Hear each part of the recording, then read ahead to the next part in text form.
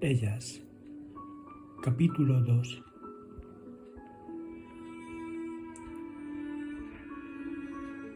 A pesar de la estrepitosa lluvia y el fuerte viento que la acompañaba, mi rostro se sentía agradecido por aquel generoso azote de aire húmedo y desapacible chocando contra mis carrilladas.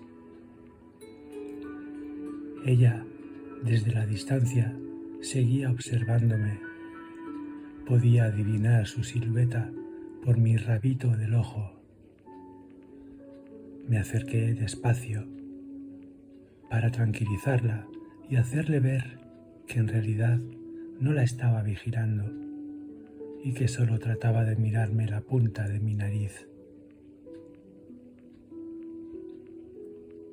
Esa discreta confesión pareció sosegarla, pero sigo pensando que no logré engañarla, pues daba por sentado que todo había sido una burda artimaña para acercarme a ella.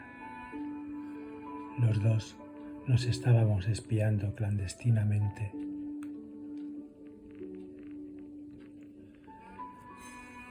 Agaché la vista para comprobar a qué se debía el inusitado mullido del suelo que pisaba.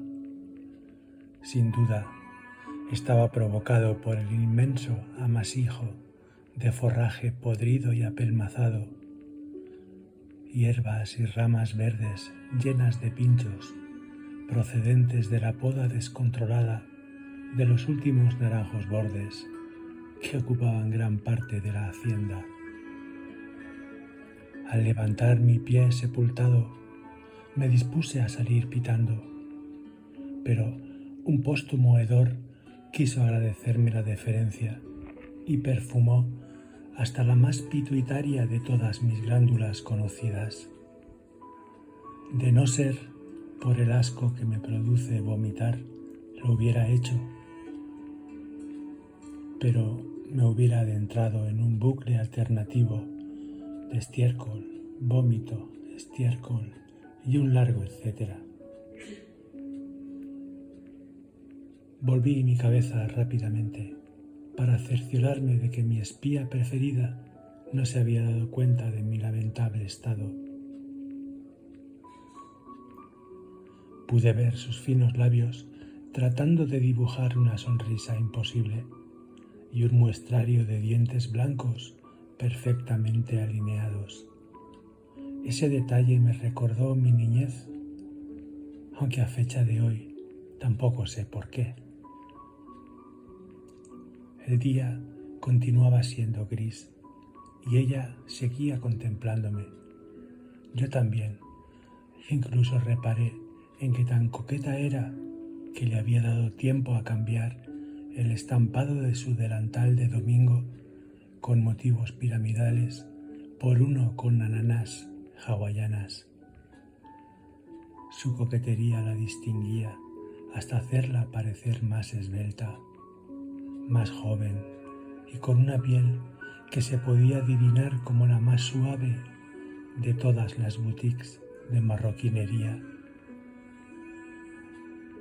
Reparé unos segundos en el carmín de sus labios, que había sustituido el naranja butano por el rosa más rosa que las mismas rosas. Empecé a notar cómo parecían multiplicarse las miradas a mis espaldas y me sentí como un objeto, si no de deseo, sí al menos como algo a tener en cuenta. Pero es que eran tantas.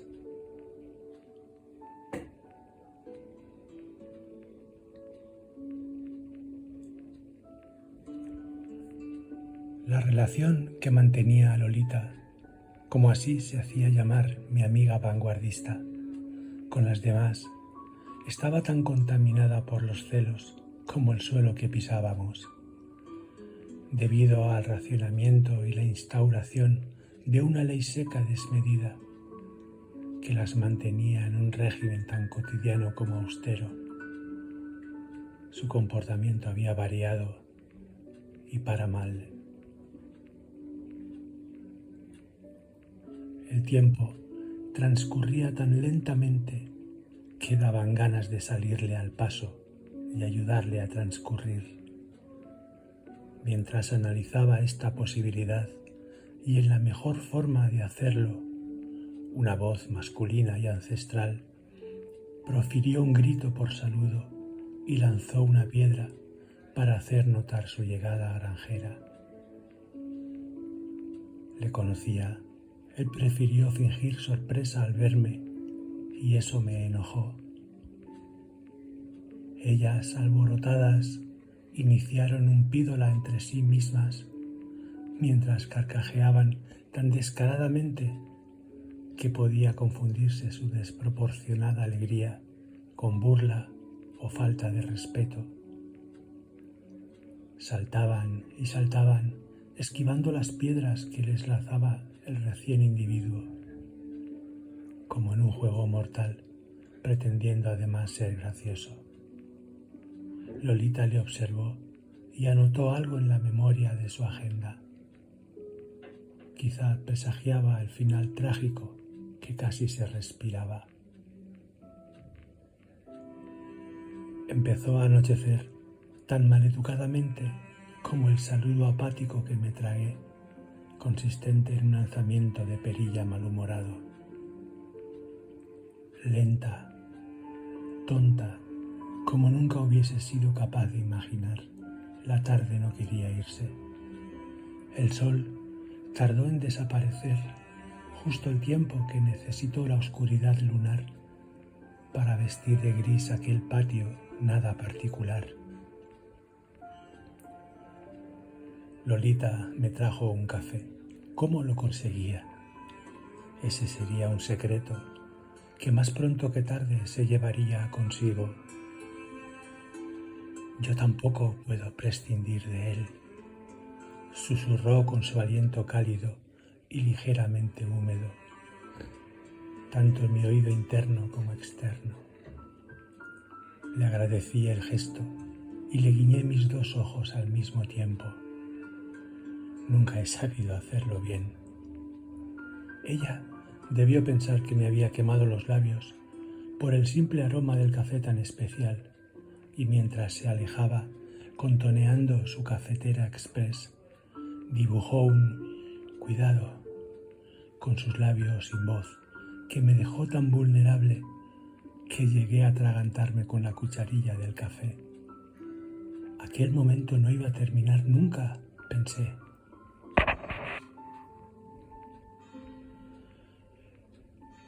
Lolita enviudó de lejos y además lo hizo 1 mes y medio después del entierro que le tuvieron que practicar al difunto marido de esta. La presencia del cabroncete de su marido por reproductora era requerida allende los mares y se lo llevaron y se fue.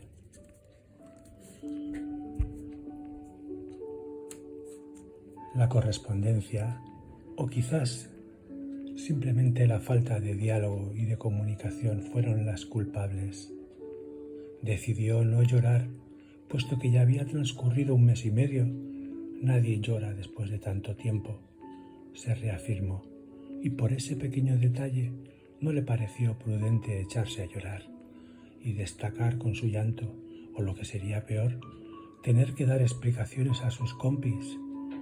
Lo dio por bueno así, y en consecuencia actuó. No obstante, y por cosas del destino, el azahar, que era el perfume favorito de Susana y que siempre le anunciaba varios metros cuadrados y cúbicos antes de su llegada, Susi, su rival más inmediata en cuanto a esbeltez y tersura, se acercó y quiso darle su sentido pésame, alabando la fortaleza demostrada. Aunque, tía, tampoco has llevado luto, eres de lo más top. Sí lo he llevado, aclaró Lolita, pero en la intimidad y con la máxima discreción. No quería preocuparos, tías.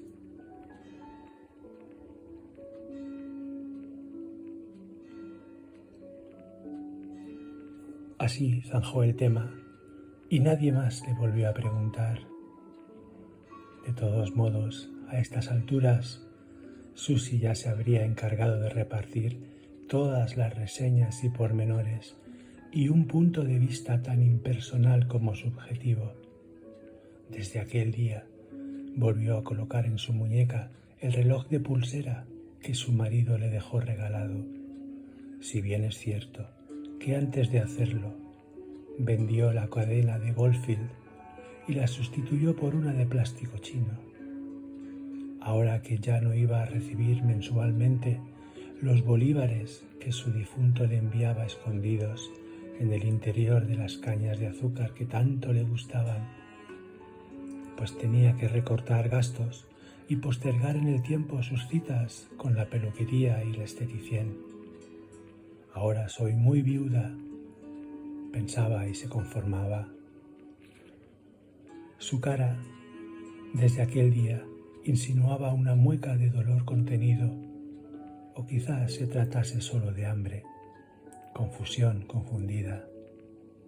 Caminaba con movimientos parsimoniosos mientras intentaba rememorar su época de casada, que solo duró 1 año y medio. 1 año y medio en el que jamás se vieron ni se oyeron. Tampoco ahora, después de muerto, iba a ser repatriado. Todo como un sueño. Y como un sueño, volvió a aparecer de la nada una tacita de café entre sus extremidades delanteras y nerviosas. Una buena taza de café humeante y colombiano. Levantó su mirada y se vio a sí misma en el salón azul, sentada junto a sus compañeras, esperando el final feliz que aquella telenovela colonial estaba dispuesta a ofrecerles de una forma tan televisada. Sus amigas eran muy ordinarias y groseras, ¿para qué negarlo? Y albergaban además en su interior un lenguaje muy soez. Hablaban y decían cosas con sus bocas llenas de pastitas de té que improvisaban robando cualquier resto de alimento encontrado por ahí. Desde su nueva perspectiva de extrema viudez, debería comportarse dignamente y como tal guardar sus opiniones. En cuanto a las pastitas, o mejor aún, mejor guardar silencio, porque su amor caribeño ya no estaba en el Caribe, sino estaba junto a ella, a tan solo unos kilómetros de su corazón, él en su cielo más absoluto.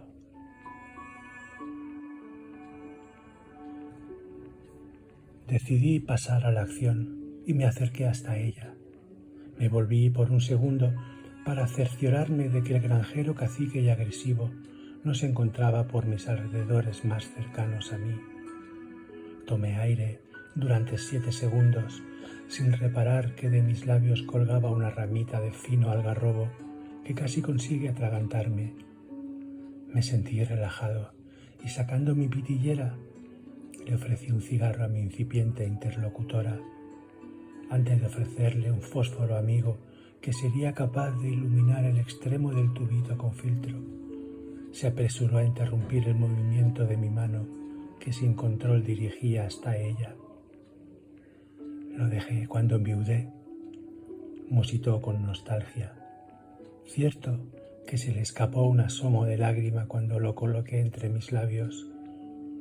Encendí otro fósforo por respeto y deferencia, dado que el primero formaba parte de un luto constante. Ese detalle le gustó y creo que sonrió, o simplemente dejó que pasara una buena parte del humo azul y negro hasta sus pulmones. En cualquier caso, tosió levemente. Me pidió perdón por su aspecto tan funerario, pero es que todo había sucedido tan rápido, pareció lamentarse mientras seguía aspirando mi veneno. Nerviosa, se levantó para desprenderse del delantal que llevaba todavía puesto. Estas chiquitas no paran de ensuciarlo todo, añadió arrancándome la punta del cigarrillo sin contemplaciones y llevárselo hasta sus labios. Este se encendió tan fuerte que bruscamente cayó al suelo para ser pateado por mi amiga, como si no se tratase más que de una colilla. Le supliqué que saliéramos afuera a pasear. Ella se excusó, en un principio alegando que le habían salido unos sabañones en las puntas de los dedos de los pies. Le sugerí que un poquito de aire fresco quizás podría aliviarle esa molestia. Aceptó, y seguidos por las miradas de las niñas, como ella las llamaba, atravesamos la estancia llena de ojos que no eran piadosos. Apoyé mi espalda contra una gran roca amarilla. Ella, sin inmutarse, acercó su cara a mi cuello y con su pata delantera izquierda tiró al suelo un escorpión que a toda velocidad se dirigía hacia mí. Comenzamos a hablar y ahí, de pie, comencé a hacerle preguntas. La lluvia nos escuchó y quiso bajar hasta nosotros, curiosa como todas las lluvias cuando no son invitadas. Aprovechando el alero de la pequeña entrada principal, permanecimos guarecidos. Le pregunté por su comida favorita. Ella me respondió con un estornudo: ¡naranjas! Apostilló a continuación sin dudarlo. Fui testigo de cómo se le iluminaba la cara. Volvamos dentro, me aconsejó ruborizada. Bueno, pues eso es todo. Podré volver mañana. Me gustaría volver a verte. Ella me dijo sí con sus ojos y con su boca alegó que su estado de viuda impertérrita seguiría estando vigente. Yo le aclaré que eso podría cambiar si ella quería. Esa afirmación la perturbó y temblando los dos, sus palabras y yo, me confesó que se trataba de su primera viudez, que no tenía experiencia ninguna. Yo me despedí y le di un beso que no salió de mi cabeza. Trae tabaco, me recordó, y me fui echando humo.